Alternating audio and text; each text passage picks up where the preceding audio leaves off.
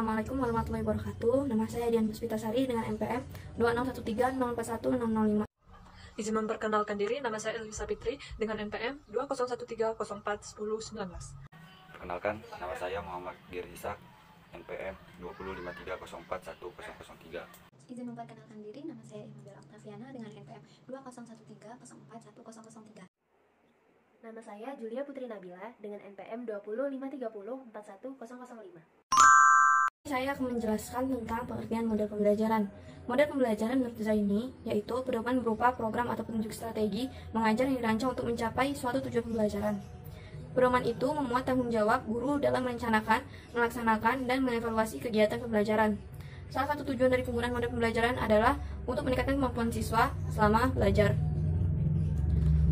Menurut Sukmasari, model pembelajaran ialah rencana mengajar yang melibatkan pola pembelajaran tertentu. Dalam pola tersebut dapat terlihat kegiatan guru, siswa, sumber belajar yang digunakan dalam mewujudkan kondisi belajar ataupun sistem lingkungan yang menyebabkan terjadinya belajar pada siswa. Menurut Trianto, menyebutkan bahwa model pembelajaran adalah suatu perencanaan atau pola yang digunakan sebagai pedoman dalam merencanakan pembelajaran di kelas atau pembelajaran tutorial. Model pembelajaran mengacu pada pendekatan pembelajaran yang akan digunakan, termasuk di dalamnya tujuan-tujuan pengajaran, tahap-tahap dalam kegiatan pembelajaran, lingkungan pembelajaran, dan pengelolaan kelas. Model pembelajaran merupakan bungkus atau bingkai dari penerapan suatu pendekatan, metode, dan teknik pembelajaran. Dari berbagai pengertian, maka dapat diambil kesimpulan bahwa model pembelajaran adalah suatu pola yang dijadikan pedoman dalam strategi mengajar untuk mencapai satu tujuan pembelajaran. Yang kedua, ada macam-macam model pembelajaran. Dalam pembelajaran terdapat metode pengajaran untuk mengajar siswa sesuai dengan gaya belajarnya sehingga dapat mencapai tujuan pembelajaran yang terbaik. Berikut ini adalah beberapa model pelatihan yang sebaiknya dipilih dan dijadikan alternatif agar sesuai dengan situasi dan kondisi yang dihadapi. Yang pertama adalah model pembelajaran konvensional. Proses mengajar konvensional umumnya berlangsung satu arah yang merupakan transfer atau pengalihan pengetahuan, informasi, norma, nilai, dan lain-lainnya dari seorang pengajar kepada siswa. Model pembelajaran ini lebih melibatkan pada guru yang selalu menjelaskan ke peserta didik. Sistem seperti ini disebut banking concept. Namun, model seperti ini mulai ditinggalkan seiring dengan munculnya kesadaran yang semakin kuat di dunia pendidikan bahwa proses belajar mengajar efektif apabila peserta didik secara aktif berpartisipasi dalam proses pembelajaran, yang memungkinkan mereka untuk berinovasi dan berekreasi serta belajar dalam suasana yang menyenangkan. Yang kedua, model pembelajaran Paikem. Kesadaran akan pembelajaran dengan pendekatan aktif, inovatif, kreatif, efektif, dan menyenangkan muncul setelah melihat kenyataan bahwa dunia pendidikan kita mengalami krisis yang cukup serius. Berbeda dengan pembelajaran konvensional, dengan Paikem, peserta didik akan mengalami menghayati dan menarik pelajaran dari pengalamannya itu.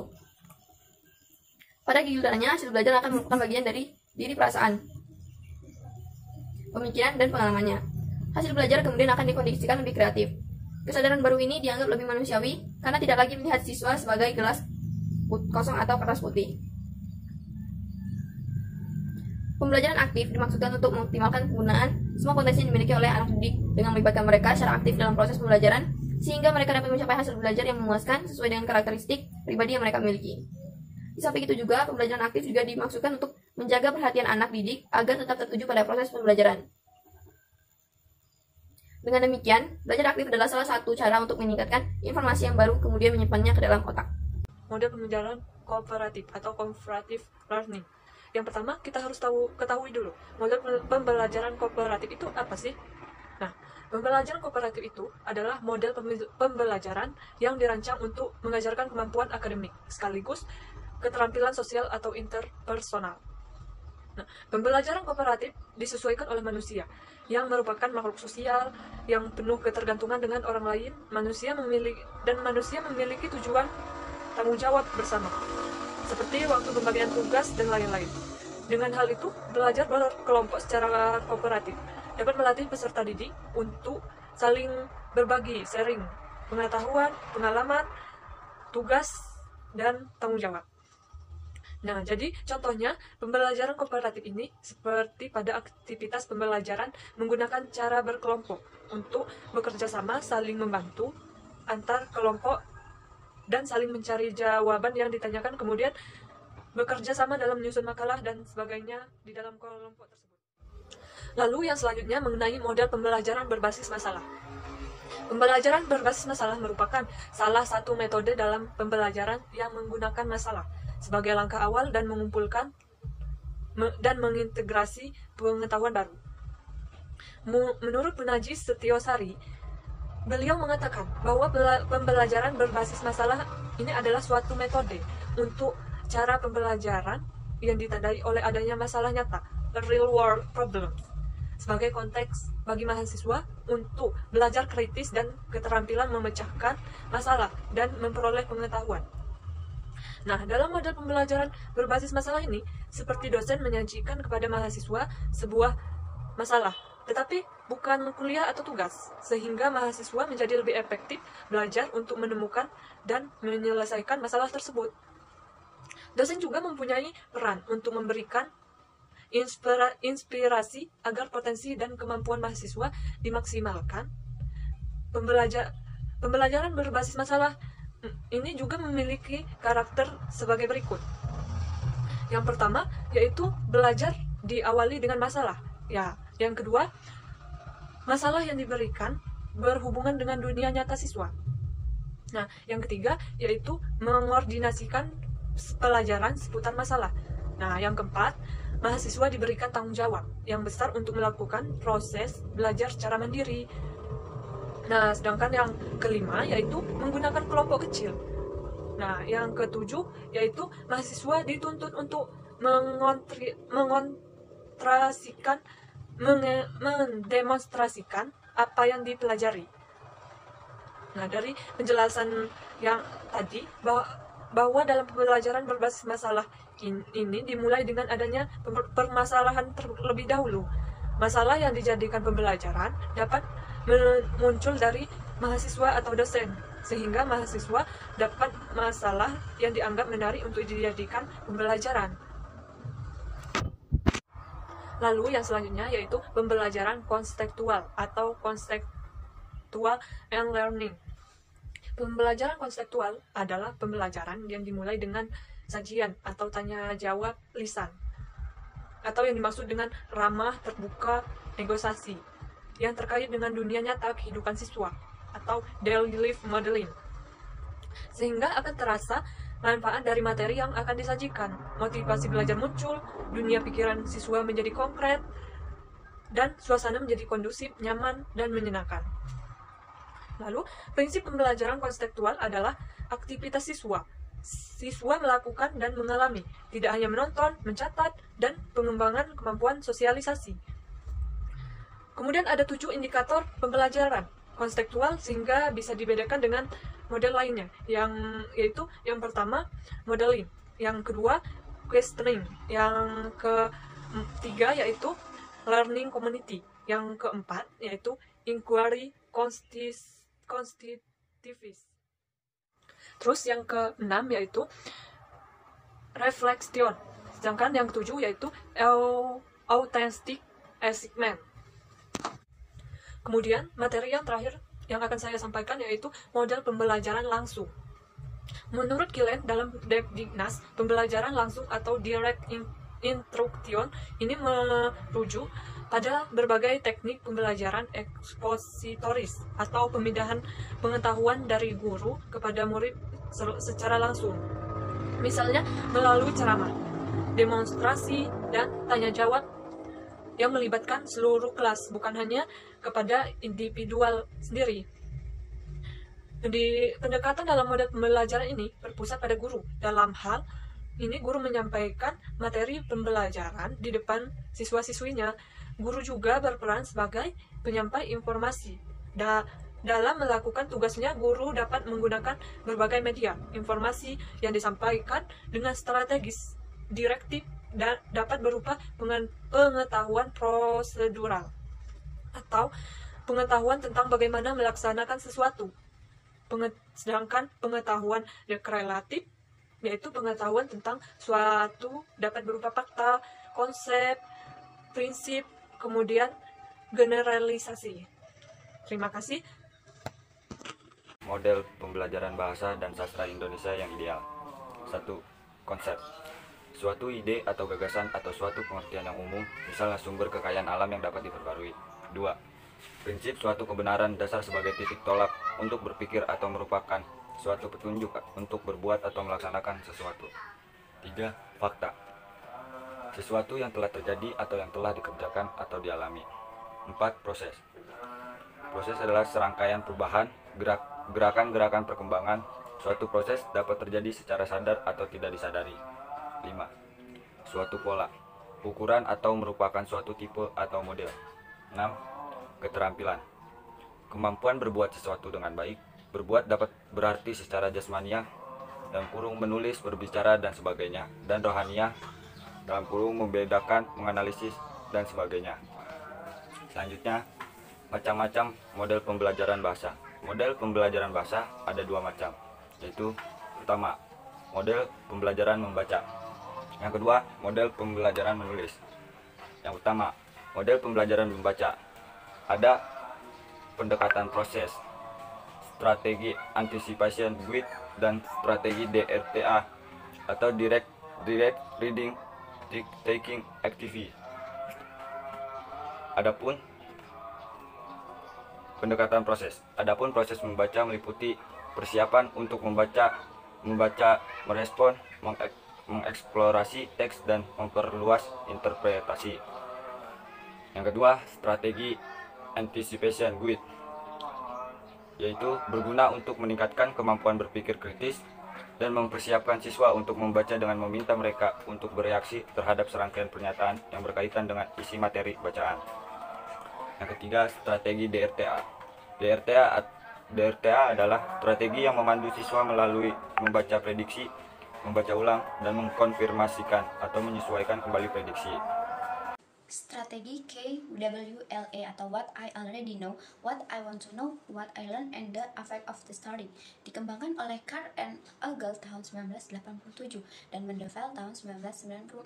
Strategi ini membantu siswa untuk menilai sendiri kesesuaian, ketertarikan, dan nilai personal terhadap pengalaman belajar siswa. Strategi ini digunakan sebelum membaca, saat membaca, dan akhir setelah membaca. Dan strategi ini juga digunakan dalam pembelajaran membaca naratif dan teks ekspositoris. Strategi belajar ini cocok digunakan untuk siswa jenjang sekolah dasar sampai sekolah menengah atas. Strategi Directed Inquiry Activity dikemukakan oleh Lehr tahun 1980 dan Thomas 1978. Adapun langkah-langkah dari strategi ini yaitu yang pertama, meminta siswa membagi tugas yang telah ditugaskan oleh guru. Lalu meminta siswa untuk mengajukan 6 pertanyaan menggunakan 5W plus 1H. Yang ketiga, catat prediksi siswa di papan tulis dengan kategori sesuai. Yang keempat, minta siswa membaca teks secara keseluruhan. Yang kelima, menggunakan grafik pramembaca. Strategi ORATS atau Overview, Heading, Reading, Answer, and Test Study. Tahap overview, siswa menentukan tipe teks yang muncul. Tahap heading, siswa menulis dan mengembangkan overview. Tahap reading, siswa membaca teks keseluruhan. Answer, siswa menentukan informasi dan bertanya. Test study, siswa menggunakan catatannya untuk melengkapi review akhir. Selanjutnya, strategi SQ3R, yaitu Survey, Question, Read, Recite, and Review. Tahap survei, siswa membaca judul bacaan. Tahap question, mengubah judul dan bertanya tentang bacaan yang akan dibaca. Read, membaca untuk menyimak pertanyaan. Recite, membaca dengan suara yang lantang. Review, mengulang pada tahap nomor 4. Strategi Extending Concept Rote Language Activity. Strategi ini cocok digunakan untuk siswa tingkat SMP sampai SMA. Tahap-tahap dari strategi ini yaitu yang pertama, siswa menentukan tujuan yang komunikatif. Yang kedua, siswa membaca dalam hati. Yang ketiga, siswa memahami tulisan dengan menanggapi. Yang keempat, siswa diminta untuk berdiskusi dan klarifikasi. Dan yang kelima, siswa diminta menulis hal pembahasan dan pembandingannya. Model pembelajaran menulis. Yang pertama, ada pendekatan proses. Ketika siswa menyiapkan diri untuk menulis, mereka perlu untuk berpikir tentang tujuan dari menulis yang akan mereka lakukan. Apakah mereka akan menulis untuk menghibur, menginformasikan sesuatu, atau mempersuasi. Selain itu, mereka juga perlu merencanakan apakah mereka menulis untuk dirinya sendiri atau untuk orang lain. Para siswa melakukan berbagai kegiatan untuk berusaha memperoleh dan menyusun ide-ide untuk menulis. Pada tahap menulis draft, siswa diminta hanya mengekspresikan ide-ide mereka ke dalam tulisan kasar. Nah, pada tahap membuat draft ini, waktu lebih difokuskan pada mengeluarkan ide-ide. Yang kedua adalah tahap merevisi. Pada tahap merevisi, siswa memperbaiki ide-ide mereka dalam karangan. Nah, tetapi kegiatan ini lebih berfokus pada penambahan, pengurangan, penghilangan, dan penyusunan kembali isi karangan sesuai dengan kebutuhan atau keinginan pembaca. Setelah menyelesaikan draft kasar, siswa memerlukan waktu untuk beristirahat dan menjauhkan diri dari karangan mereka. Setelah itu, barulah siswa membaca kembali draft kasar mereka dengan pikiran yang segar. Ketika siswa membaca inilah, mereka membuat perubahan, menambah, mengurangi, menghilangkan, atau memindahkan bagian-bagian tertentu dalam draft karangan. Tahap berikutnya adalah menyunting. Fokus dari tahap menyunting ini adalah mengadakan perubahan-perubahan aspek mekanik karangan. Jadi, siswa memperbaiki karangan mereka dengan memperbaiki ejaan atau kesalahan mekanik yang lain. Tujuannya agar karangan lebih mudah dibaca orang lain. Adapun aspek-aspek mekanik yang diperbaiki adalah penggunaan huruf besar, ejaan, struktur kalimat, tanda baca, istilah, dan kosakata serta format karangan. Yang kedua adalah strategi 3W2H, yaitu what, where, how, dan how. What yang pertama yaitu apa pertanyaanmu. Dalam fase pertama ini, murid-murid mengungkapkan apa informasi yang mereka sukai untuk mempelajari bentuk sebuah topik yang spesifik. Tergantung pada kedalaman materi yang mereka pelajari, darinya dikembangkan 3-10 pertanyaan. Awalnya, mintalah pertanyaan-pertanyaan dasar yang luas. Akhirnya, murid-murid mengambil masing-masing pertanyaan umum dan mengembangkan tindak lanjut dari pertanyaan-pertanyaan yang fokus pada detail-detail dan dalam perintah untuk mendapatkan informasi yang lebih spesifik di bawah setiap area umum. What yang kedua adalah apakah yang sudah kamu ketahui tentang topik itu. Selanjutnya, murid-murid aktif mengenai apa yang mereka sudah ketahui tentang topik. Untuk setiap pertanyaan, murid-murid mengeluarkan pendapatnya dengan beberapa informasi yang relevan dan sesuai dengan pertanyaan. Tulislah informasi yang relevan di luar kepala atau di papan tulis dalam kolom di bawah kategori yang sesuai, atau kembangkan sebuah jaringan untuk membantu murid-murid mengerti hubungan-hubungannya. Yang ketiga adalah where, di mana kamu dapat menemukan pemaparan. Murid-murid menentukan bagaimana pertanyaan-pertanyaan mereka dapat dijawab. Pertama, mereka memikirkan sumber-sumber tradisional seperti buku-buku teks, majalah, dan buku-buku kejuruan. Jadi, doronglah murid-murid untuk mengeksplorasi sumber-sumber lain yang diperbolehkan. Yang keempat adalah how, yaitu bagaimana kamu merekam ide-idemu. Pertama, mengambil model catatan yang pantas. Jadi, murid-murid mempelajari bagaimana menginterpretasikan informasi-informasi penting dari sebuah teks. Tunjukkan pada murid-murid bagaimana merekam penemuan-penemuan mereka. Jadi doronglah murid-murid untuk mengeksplorasi pilihan-pilihan lain seperti membuat sketsa, membuat grafik, merekam video, dan merekam suara ketika merekam informasi. Dan yang kelima adalah how. Bagaimana kamu membagi penemuan-penemuanmu? Ketika mengalokasikan, berilah murid-murid pilihan-pilihan untuk mempresentasikan penemuan-penemuan mereka. Dalam tambahan untuk sebuah laporan tertulis, sertakan pertunjukan kecil, poster, diorama, debat-debat, mural, dan video-video ke dalam kurikulum dalam perintah untuk menambah variasi dalam ruang kelas. Izinkan murid-murid untuk menyeleksi sebuah metode presentasi yang paling cocok dengan gaya mereka. Dan strategi yang terakhir adalah strategi sentence collection. Ada 3 langkah yang digunakan dalam strategi ini. Yang pertama adalah mengenalkan kepada siswa kalimat kreatif yang ditemukan di dalam buku atau buku yang telah dibaca siswa. Jadi kalimat-kalimat ini dapat berisi tentang humor atau kesedihan, menemukan kosakata, mengatur nada cerita, membandingkan karakter, menjelaskan plot, dan sebagainya. Yang kedua adalah menulis kira-kira 3 kalimat pada kertas berwarna coklat atau pada papan tulis yang lebar dan mendiskusikannya. Nah, kemudian mendorong siswa untuk menambah kalimat mereka sendiri. Jadi pembelajaran dapat difokuskan pada pola kalimat tertentu yang dipilih untuk meningkatkan penguasaan struktur kalimat tersebut. Dan yang terakhir adalah menampilkan kalimat-kalimat tersebut di sekitar kelas. Luangkan waktu setiap hari untuk siswa membahas kalimat-kalimat itu dan menambah koleksinya.